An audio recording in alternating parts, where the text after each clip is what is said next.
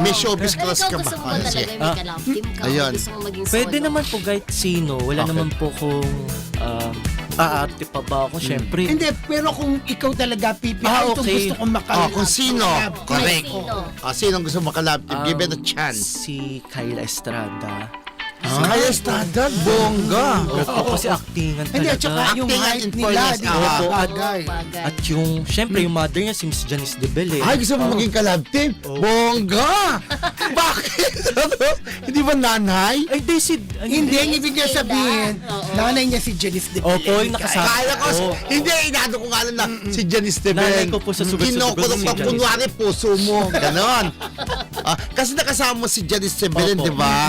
So, kumusta yung ka-work mo? Si Janice De Bel, tapos gusto mo maging kalab team ang anak ni Janice. Ang horror Kasi kaya- drama queen. Oh, may title Horror na. drama queen siya, tandaan mo Kumusta yan. yung working Opo, tatandaan relationship ko. mo with Janice before? Noong una, syempre napapanood ko po siya sa sis, kami po ng lola ko. Sa Sis, mga- we are sa Shake, Rattle, and Roll. sister. We are sister. Talagang sis, ha? Sis talaga lumang luma.